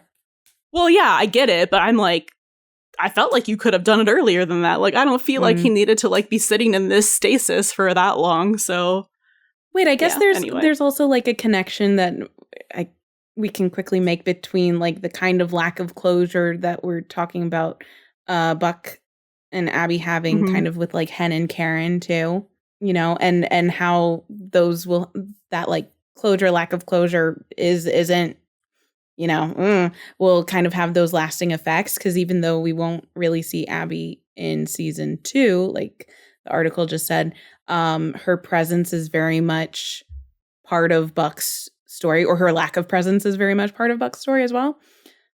So interesting.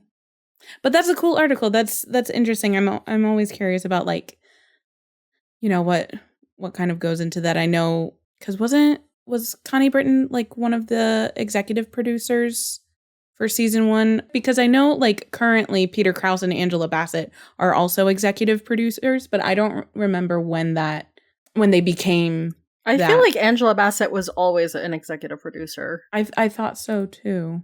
Credits. I'm looking at her producer credits on IMDb. Oh, you smart. Producer. No.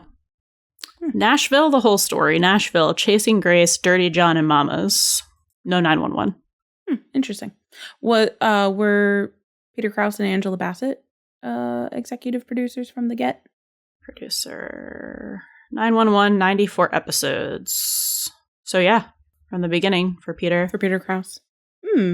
Angela Bassett, it was credited as co-executive producer. How does she have 106 episodes? We don't have 106 episodes. Maybe someone may. Yes, we do have 106 episodes because the 100th episode was episode 4. Okay. All right. So then Peter isn't. Just 94 episodes? Yep. Oh, interesting.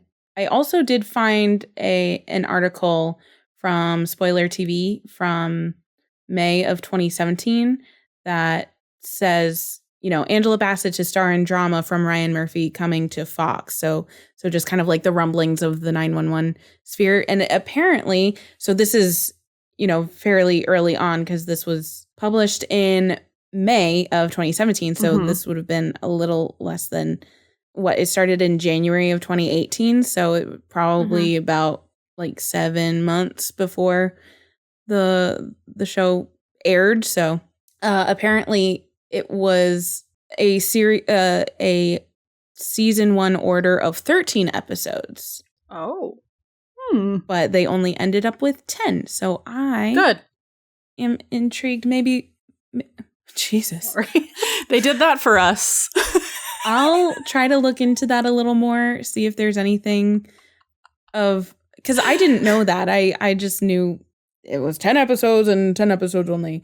That's an interesting change to be made. I know it happens occasionally, but maybe I'll try to look that up for the season wrap. Yeah. Be interesting. So interesting articles. Really the only kind of stuff that I had with deep dive, my brain has not been very red stringy deep divey the last couple episodes because I think Mercury in the microwave is messing with you real hard, huh? Yeah. Mercury is in the microwave. So I just noticed a bunch of specific references to earlier things in the season because, you know, it's a season finale. So they have to kind of like tie things together, make it come full circle, all that good stuff. So, you know, we spoke about that. They brought up the Romancing the Uniform app, Chimney talking about, you know, Tatiana, which did not end well, and he took it very well. Or he brought it up on his own. Buck being on the news with the roller coaster call, which also serves to like bring up his worst day on the job. Or arguably worst day on the job up until that point. We've had, you know, the plane crash and all that stuff afterwards. His Buck 1.0 ways with the catfish confrontations. Chimney brought up the full moon and being possessed. And we also get this iconic line, the Ayo rebar. And then he goes, Ayo catfish. What? When he gets to the guy's trailer, isn't he like Ayo catfish? I don't know. When he's knocking on the door, yes. Did I not pay it? I heard like catfish like open up, but just like the way he delivers like the Ayo rebar line when he like also like ducks his head so because he's so tall because he can't like to not like bump his noggin on the beam. So to bring up like the rebar of it all for Chimney and stuff. So that iconic line, hilarious, also so mean. We didn't really talk about Chimney at the very end real quickly because we don't really have a full character arc for him, but like at the very end when he's talking to I think the last catfish girl, which is ironic because he was essentially catfishing Tatiana, but he kind of comes into his own. He doesn't feel like he has to be someone that he's not, which was the whole... I think it showed that he was ready to move on too, which is like the whole theme of like everyone was moving forward. Yeah. With who he is as his authentic self. Yeah. Which was, I think, kind of his arc throughout the whole season anyways. So I didn't really have anything deep divey left unless you wanted me to talk about the concept of self, but I don't think you do. Okay, he just says, hey, catfish. Oh. My bad. I had to double check. Ayo rebar. So angry. Anyway. That's all we can dive into tonight. Oh my god. Jeez. You were doing so good this episode. It's literally called Deep Dive. But there were like almost no puns tonight.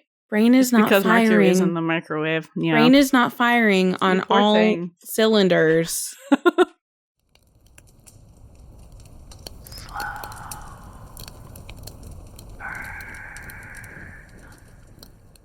Okay, so not much. This is the last time that I will ever get to say that I don't have much for slow burn.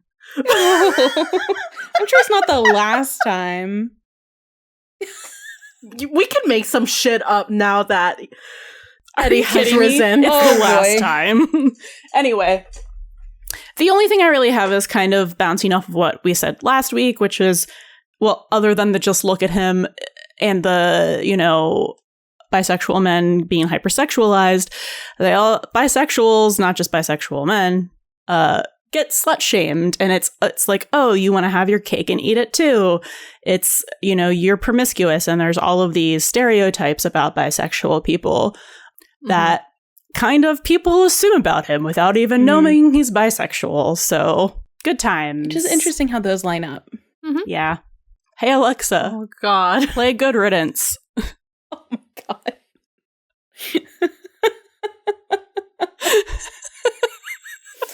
Oh, no.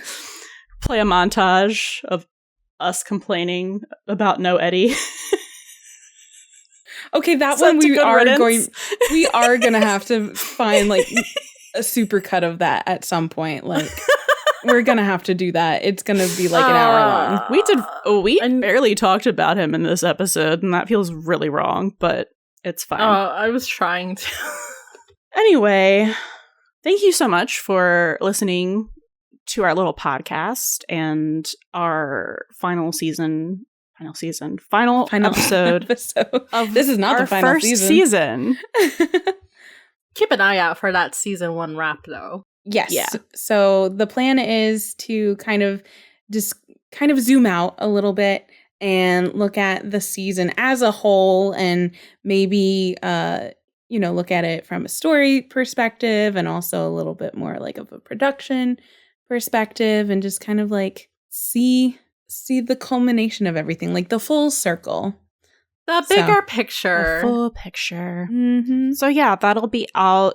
Well, yeah, next Thursday from this is coming out. And then we're going to have a 2-week hiatus. Remember, don't make a romancing the uniform profile. But if you do, take a buddy with you. Thank you for listening to the Buddy System podcast from start to finish. We literally cannot shut up about 911, so please come talk to us on your favorite social media platform. We're at Buddy System Pod everywhere.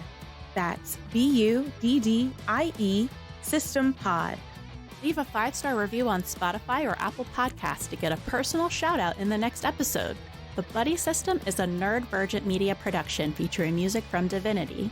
Can't get enough of the buddies? Subscribe to our Patreon for access to exclusive content in our Discord community. Catch you next time, and don't forget, Bring a buddy with you.